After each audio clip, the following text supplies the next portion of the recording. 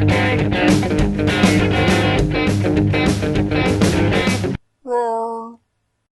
toy fans, Aaron here, back from vacation, and hopefully I make something coherent out of today's video because talking was not my strong suit when I recorded what you're about to see. Anyways, today we're going to talk about the Power of the Force Emperor Palpatine. This was released in '97, and since I had just done the Royal Guard the other day, I thought it'd be nice to take a look at this guy. So let's head to that table and check him out. Taking a look at the figure on the packaging here, he does come to us on that green Power of the Force 2 line. When this version of the card came out, figures were released both with or without the hologram sticker. Finding one without it was really no big deal because really the sticker just peeled off very nicely anyways. And then later in the line anyways, they just dropped the holo sticker. And then of course, as expected, you'd see the figure in the bubble with the included accessory of his cane or walking stick as Hasbro calls it. You have to forgive the Energizer battery on the bottom. He is not powered by this, it wasn't until the wave of figures after this guy where Hasbro started putting a little extension on the bottom of the bubble to allow the card to stand upright. And I needed something to hold this up, and that's what I found. Flipping over to the backside, everything is the same as it was with the line at this time. You had the little cutout on top of the character bio information, and then pretty much the bottom half showing the other figures and vehicles that were available at the time.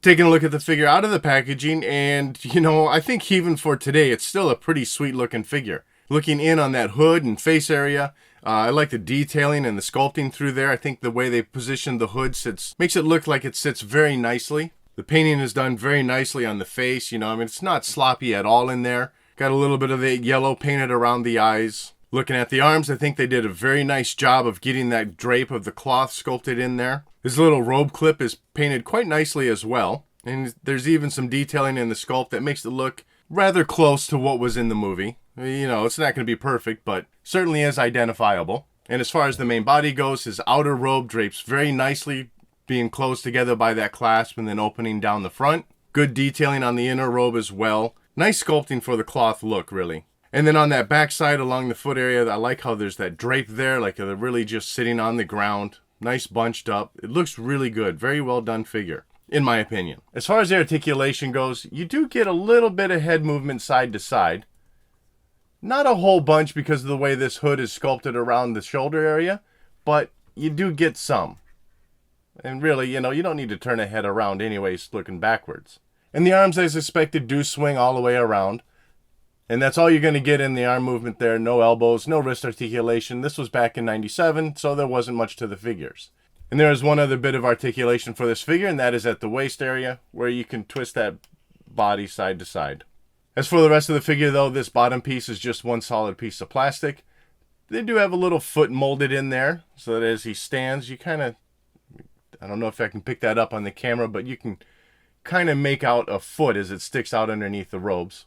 Sometimes I'm torn on figures that do have that split, just so that you can move a leg forward and back, because sometimes then you need to adjust the leg right just for it to stand, but then you lose the cleanness that should be an outer robe. So in this case, it's a nice clean look, and of course he does stand very nicely. He does come with one accessory, and that is his cane.